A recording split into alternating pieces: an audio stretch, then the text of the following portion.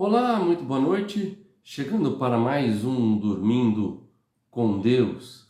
Lembrando que o nosso Dormindo com Deus tem o lema Dorme em paz, porque aquele que não dorme, esse cuida de você de uma maneira muito, mas muito especial. Pode ter certeza que ele tem cuidado de mim e de você.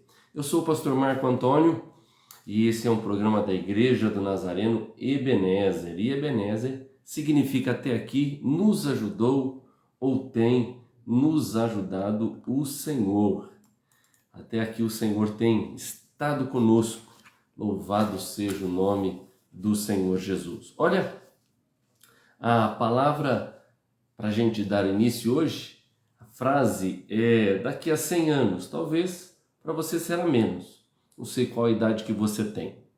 Mas daqui a 100 anos, não importará se você alcançou sucesso ou se finalmente conseguiu o carro dos seus sonhos.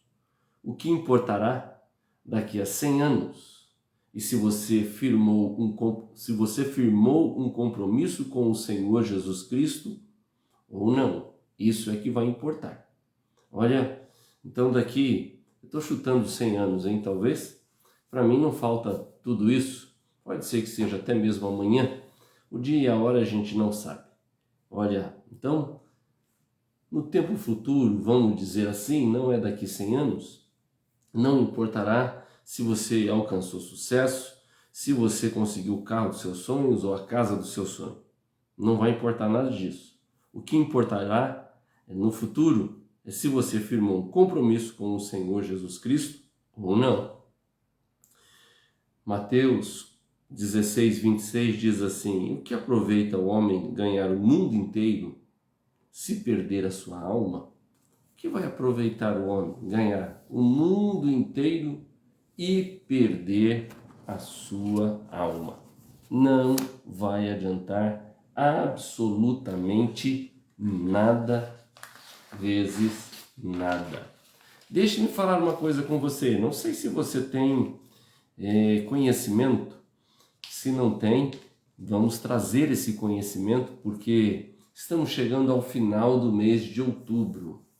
E 31 de outubro não é comemorar aí Halloween, o Dia das Bruxas, mas ponto importante é a Reforma Protestante. 31 de outubro foi um marco teológico, a Reforma Protestante. E algo extraordinário aconteceu em 1517, 31 de outubro de 1517. E quando nós passamos a entender aquilo que Martinho Lutero fez, afixando ali as suas 95 teses na porta da Catedral de Wittenberg, dando início ao movimento que viria a ser conhecido como Reforma Protestante. E daí a origem, o nome de Reforma, onde as igrejas evangélicas falam o dia da reforma, o dia da reforma. E talvez você não tenha esse conhecimento, mas eu quero trazer aqui e falar um pouco nesses próximos dias, justamente para sabermos aquilo que de positivo isso trouxe. E foi responsável, a Reforma Protestante foi responsável pela a democratização da Bíblia. Eu e você temos a Bíblia hoje em diversas versões, em várias línguas, e graças a Deus por isso, porque a Reforma Protestante de 31 de outubro de 1517 veio trazer a democratização da Bíblia. Foi ela que encorajou teólogos e líderes governamentais a traduzir e reproduzir milhares de cópias da Bíblia para as nações inteiras, começando com a Alemanha. O conhecimento bíblico, que outrora era exclusivo do clero, passou a estar disponível, e isso disponível desde a infância. Uma geração inteira poderia ser ensinada sobre a palavra de Deus. Hoje nós gozamos de várias versões da palavra de Deus e você talvez tenha aí no seu próprio celular. Você tem a Bíblia digital. Olha que beleza, no seu próprio celular. Mas nem sempre foi assim.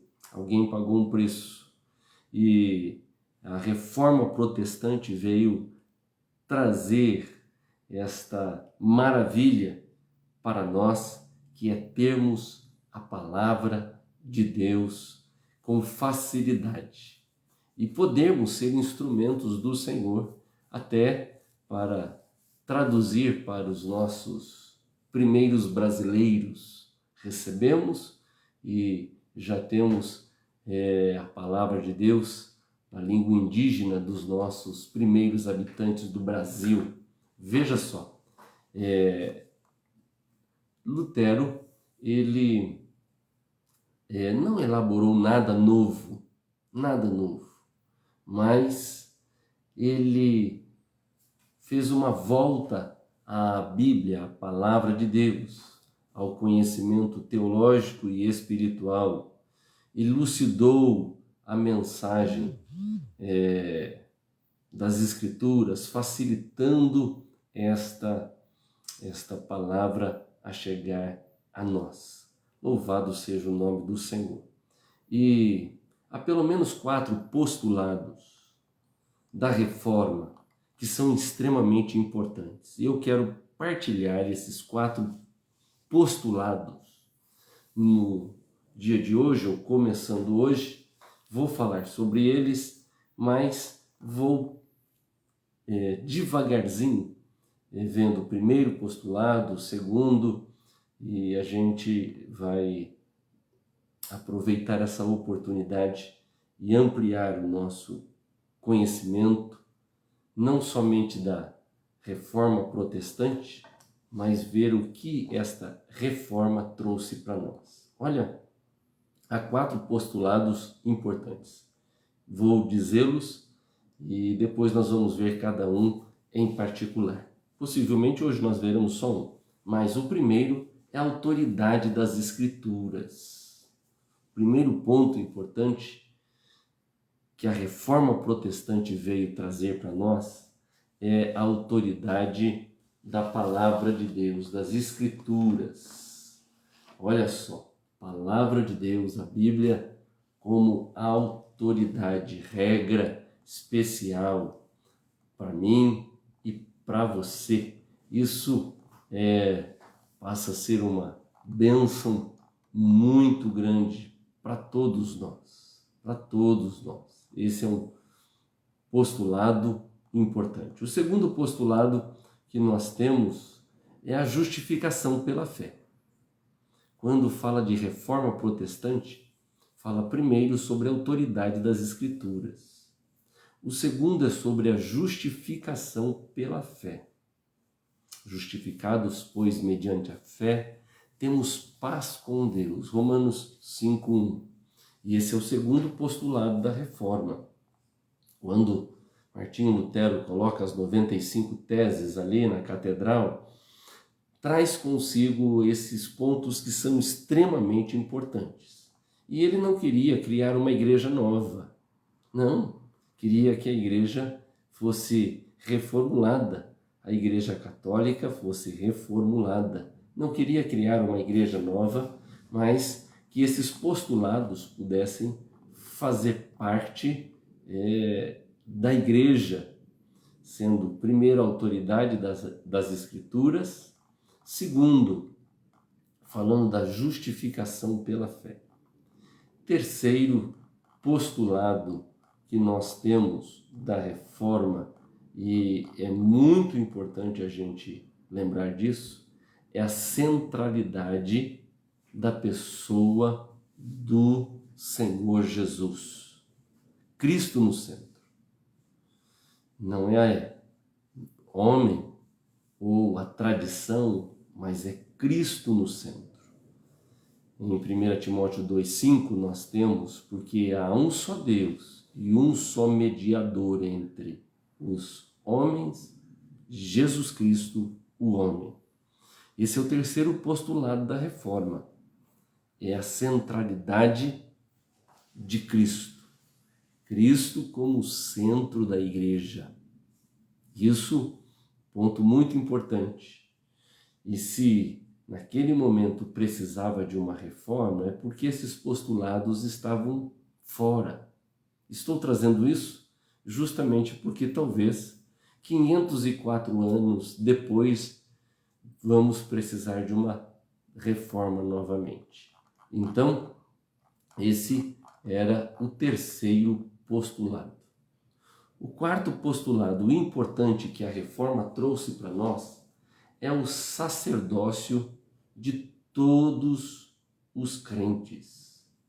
Ou seja, podemos ter acesso a Deus, não somente o clero, mas todos podemos ter acesso a esse Deus que criou o céu e a terra.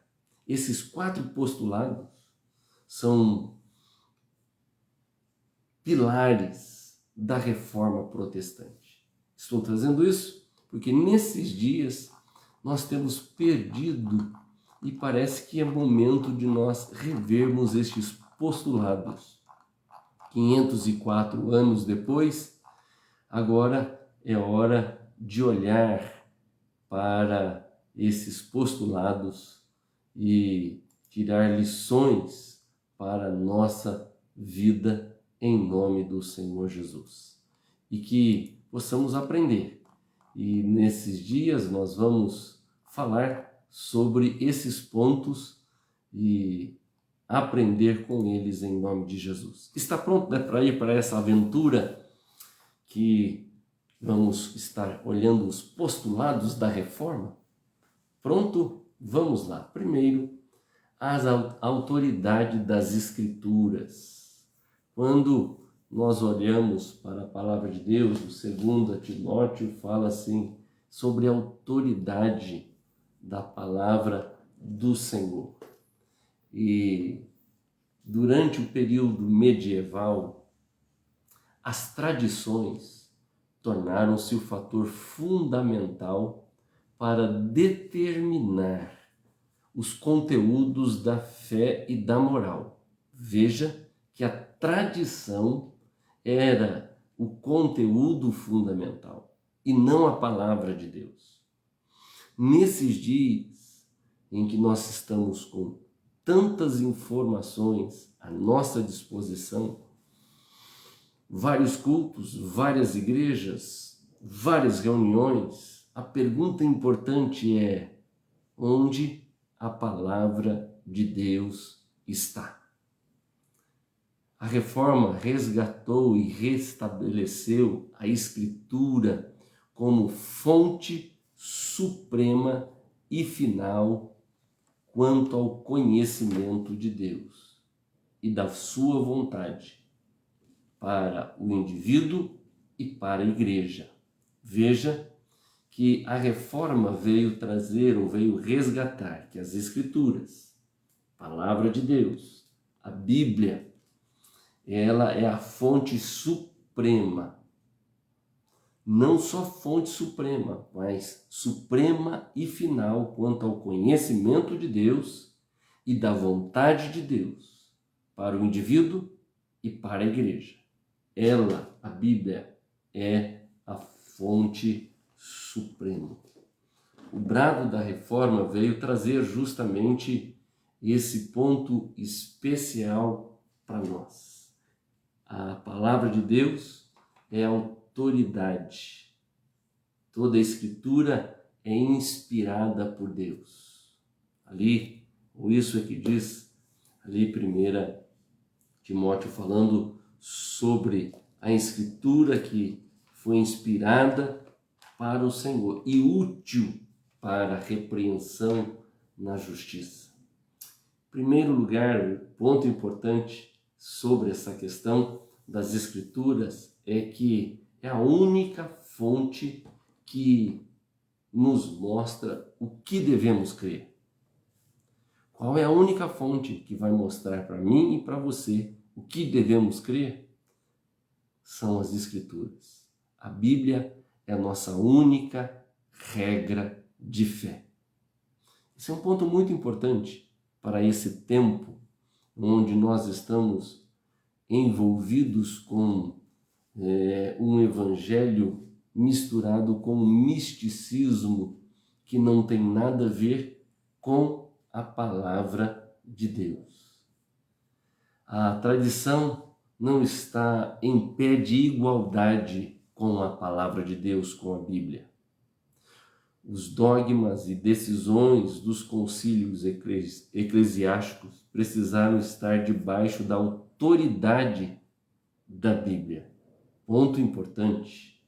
A igreja está sob a autoridade da Bíblia. Nenhuma igreja ou concílio pode determinar o que nós devemos crer. O conteúdo de nossa fé vem da palavra de Deus e somente dela e de mais nenhuma.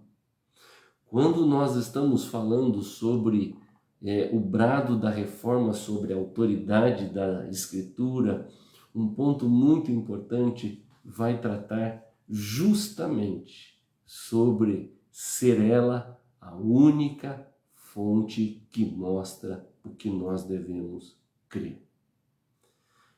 Não temos novas revelações. Mesmo que um anjo desça do céu para pregar outro evangelho, deveria ser considerado pela palavra como anátema. A palavra de Deus jamais caduca e nem fica obsoleta. Esse é um trabalho de Satanás nesse tempo, tentando desqualificar a palavra de Deus. A pós-modernidade vem dizer que não existe verdade absoluta. Depende de como nós olhamos. Não existe a palavra de Deus. É a fonte, é o ponto principal. Quando nós estamos estudando o Salmo de número 119, de que maneira o jovem poderá guardar puro o seu caminho, observando segundo a tua palavra. De todo o coração te busquei, não deixe que eu me desvie dos teus mandamentos. Salmo 119, verso de número 9 e 10. Quando nós vamos para o Salmo de número 105, diz: lâmpada para os meus pés é a tua palavra e luz para os meus caminhos. Todo o Salmo, o 119, está falando sobre a importância justamente da palavra do Senhor. Sempre ela sendo um instrumento para a nossa vida. Segundo, as Escrituras é a única autoridade que nos ensina o que devemos fazer. Ela é nos mostra o que devemos crer, mas ela também nos mostra o que devemos fazer. As Escrituras, ela nos ensina o que devemos fazer. A Bíblia é a nossa regra de prática. Os problemas que eu e você enfrentamos, podemos ir diretamente para ela, que ela vai nos ensinar o que fazer, como fazer. A nossa fé vai determinar nossas ações. E se a nossa fé está alicerçada na palavra de Deus, nossas ações estarão guiadas pela palavra de Deus. o que nós cremos pavimenta o caminho do que nós fazemos. Por isso, a importância desta palavra. Olha, quando nós falamos a respeito da Bíblia, ela que regula, ela que julga nossas experiências, em vez das nossas experiências relativizarem a Bíblia. Não, não é assim. É ela quem julga, é ela quem regula as nossas experiências. Não é o que sinto, o que eu estou sentindo que é norma do meu viver, mas é o que Deus diz em sua palavra. E quantas vezes as pessoas estão indo para a casa do Senhor para sentir e sentir. A palavra do Senhor, ela é norma para o nosso viver, uma prática. Não é a igreja que vai dizer os dogmas, mas é a palavra de Deus que vai nos dizer qual é a direção, qual deve ser a nossa firmeza. A verdade de Deus não é apenas um preceito a ser crido, mas também é uma norma a ser praticada. Portanto, quando Lutero coloca alguns pontos, e o primeiro deles é tratando sobre a autoridade da Escritura. Primeiro, a Escritura é a fonte que nos mostra o que devemos crer. Depois, a Escritura é a autoridade que nos ensina o que nós devemos fazer. Em terceiro lugar, a Escritura é a única revelação divina que nos aponta para Jesus, o nosso Senhor. Tanto o Antigo como o Novo Testamento enfatiza a pessoa e a obra de Jesus.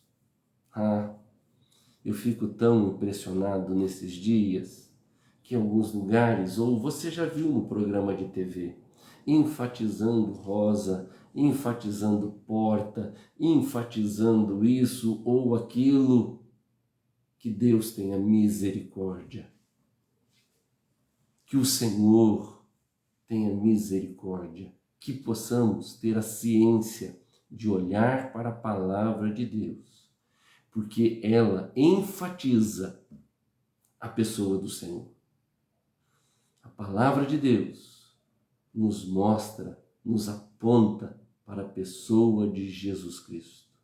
O Antigo Testamento mostra Deus separando um povo para si, por meio dele preparando o mundo para a chegada do Messias. E o Novo Testamento mostra como esse Messias veio e o que ele fez para salvar o seu povo. O Antigo Testamento mostra Cristo da profecia. O Novo Testamento revela Cristo da história. Patriarcas, profetas, reis e sacerdotes foram um tipo, uma sombra da pessoa de Cristo. O tabernáculo, o templo, os rituais, as festas judaicas apontavam para Jesus. Tudo era a sombra da realidade que se cumpriu na pessoa do Senhor Jesus. Quando Lutero, então, focaliza a autoridade da palavra de Deus, primeiro, que nós devemos crer, ou a única fonte que nos mostra o que devemos crer. Segundo, o que nós devemos fazer. Terceiro, ela aponta para a pessoa de Jesus. E em quarto, que é um ponto muito importante, é que a Escritura é o único conteúdo da pregação da igreja. Não pregamos ao mundo palavra de homens, mas a palavra de Deus. Ela é inspirada, viva eficaz e penetrante. Ela é inerrante em seu conteúdo, infalível em seu propósito e suficiente em sua mensagem. Não podemos tirar nada dela, nem acrescentar nada a ela. Precisamos pregar toda a Bíblia e somente a Bíblia. Não vamos criar mensagens. A palavra é o conteúdo e deve ser o conteúdo da pregação. Quando Martinho Lutero, através desta reforma, apresentando alguns pontos, sendo o primeiro deles somente a Escritura. Queridos, que em nome do Senhor Jesus possamos ter esta ciência nesses dias. Cuidado, atenção, não acrescente nada e não deixe ninguém acrescentar nada.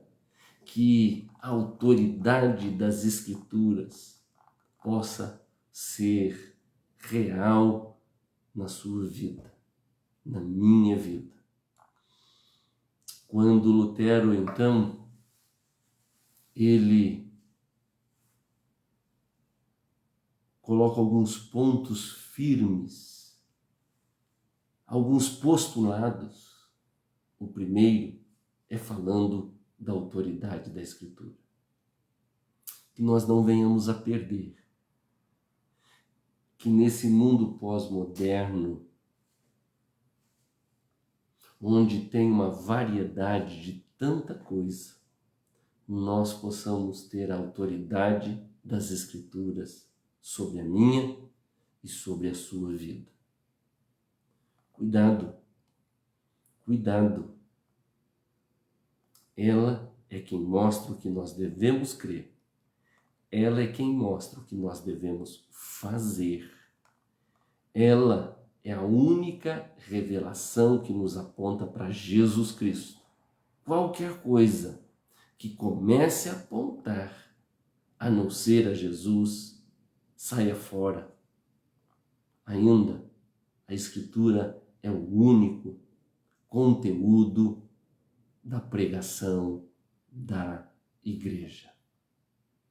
Que o Senhor nos ajude. O tempo voou aqui, mas amanhã nós vamos continuar vendo esses 4 postulados. O primeiro deles, só a Escritura. Somente a Escritura. Você vai ouvir sempre sobre os solas. E o primeiro sola é sola Escritura. A Escritura é que deve ter autoridade sobre a nossa vida. Amanhã vamos ver sobre a justificação pela fé. Eu não posso deixar de fazer uma pergunta importante. É somente a Escritura que tem tido autoridade na sua vida? Ela tem sido a fonte da sua crença, a fonte do seu agir e fazer. Você tem, a cada dia, estudado a palavra de Deus e ela tem apontado a pessoa de Jesus. O conteúdo da igreja, da pregação da igreja tem sido a palavra de Deus, que ela venha a ser a única regra e autoridade para a nossa vida. Vamos orar. Pai, nesta hora, nós suplicamos que esse ensinamento faça parte e realidade da nossa vida. Que somente a Escritura venha ter autoridade sobre nós. Em nome de Jesus, nós oramos. Amém e graças a Deus. Amém? Louvado seja o nome do Senhor. Quero aqui dar um alôzinho. Eu peço perdão, eu não comecei mais cedo porque aqui na minha casa, ou aqui no bairro, caiu a energia elétrica e não voltava a internet, mas deu tempo de voltar. E que bom que você está aí. Mando um abraço aqui a Dona Lourdinha, um bolo especial que eu comi dela de cenoura com cobertura de chocolate ontem na Casa de Paz. Que Deus te abençoe, em nome de Jesus. Dona Luzia, aquele abraço. A Vilma Lana, que Deus te abençoe, Vilma, em nome de Jesus. Aí, a minha tia lá do DIC 6, aquele abraço. A outra tia lá de Souza, a Ana Matilde lá de Mato Grosso.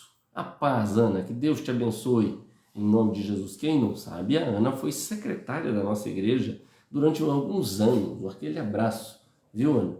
Deus te abençoe. Monique, Deus te abençoe, em nome de Jesus. A Jean, a Miss Sorriso, da Igreja do Nazareno Ebenezer. Ritinha, a nossa corredora Papaléguas especial. Muito bem. Mãezinha querida, Dona Roseli, um beijo. Deus te abençoe. Olha, vamos continuar orando aqui pela Francine, lá de Luxemburgo, lá na Europa, que o Senhor possa tocar na sua vida, em nome de Jesus. Também orar aqui pelo Rodrigo, meu primo, que o Senhor tenha misericórdia. A Maria Bueno, boleira especial. Se você ainda não comeu o bolo da Dona Maria, você tem que comer. É extraordinário. A Monique também pede oração pela saúde dela. Ela teve aí um desarranjo intestinal, né, Monique? Não foi fácil, não. Mas que bom que você está melhorando. Não esqueça de se hidratar aí, viu? Muito bem. Também, deixa eu ver, quem mais aqui? São esses aqui mesmo. Vamos orar? Senhor, nosso Deus e nosso Pai, nesse instante queremos lembrar da Francine, ó Deus, lá na Europa, que o Senhor possa estar sobre a vida dela. Tem misericórdia, Senhor Jesus. Coloque as suas mãos sobre ela. O Senhor é poderoso para curar e restaurar. Também pela Monique, ó Deus, que o Senhor possa colocar suas mãos sobre a parte, ó Deus, gastrointestinal. Tira toda, ó Pai, infecção intestinal, toda desarranjo, seja o que for, que as tuas mãos possam estar sobre a vida dela, em nome do Senhor Jesus. Queremos lembrar também, ó Deus, do nosso irmão Luciano, Deus que está com Covid. Pai, que o Senhor possa tomar conta desse levita do Senhor, que ele possa ser, ó Deus, ele possa recuperar. Também lembrando que ele trabalha na área da saúde. Protege, ó Deus, para que ele possa voltar para casa e a família possa estar protegida e a salva em nome do Senhor Jesus. Livra a família, Pai, em nome do Senhor. Também oramos pela nação brasileira. Tem misericórdia desta nação, dessa situação, ó Deus, difícil que nós estamos vivendo na economia, da saída em nome de Jesus. Também oro, ó Deus, e clamo para que o Senhor venha sobre médicos, enfermeiros, atendentes, ó Deus, aqueles que trabalham na limpeza, que todos eles possam ser tocados pelo Senhor. Quero lembrar aqui do meu primo Rodrigo. Ó Jesus, tem misericórdia, estende as suas mãos sobre ele, converte aquele coração e muda, Pai, para louvor do teu santo nome e que haja testemunho na tua casa. Ó Jesus, obrigado porque o Senhor nos ouve, como diz o Salmo de número 120. Na minha angústia eu clamei a ti e o Senhor me ouve. É bom saber que o Senhor nos ouve. Louvado seja o teu nome. Amém. E graças a Deus. Amém? Louvado seja o nome do Senhor. Muito bem, hoje eu quero deixar aqui a nossa historinha para a gente dormir com o título: O amor de Deus é muito maior que a nossa negligência. O amor de Deus é maior do que a nossa negligência. Na época da Guerra do Golfo, os cidadãos de Israel foram instruídos a criar um aposento vedado em suas casas para se esconderem do míssil Scud. A maioria estocou grandes suprimentos de comida, remédios, roupas, móveis e itens de primeira necessidade. Mas a família Ben Simone não se preparou. Em seu quarto vedado faltavam muitos itens, inclusive móveis. Quando o alarme anunciou o primeiro ataque, todos correram para o quarto vedado, sentaram-se no chão. O avô idoso e a sua neta grávida, de 9 meses, permaneceram de pé. O único móvel no local era uma poltrona. Enquanto discutiam para ver quem deveria sentar-se nela, um enorme pedaço de um míssil Scud atravessou o teto e caiu na poltrona, onde nenhum dos dois havia sentado. O amor de Deus por nós é muito maior do que a nossa negligência. Enquanto eles discutiam, quem senta? O pedaço do míssil atravessou o telhado e caiu na poltrona. Veja o quanto Deus nos ama e que você tem uma noite especial de descanso e de sono. Que você possa fazer como o Salmo: em paz eu me deito e logo pego no sono. Uma boa noite. Amanhã nós vamos falar mais um pouquinho sobre esse ponto especial, sobre esta questão da reforma. Que Deus te guarde e te proteja em nome de Jesus. Até mais.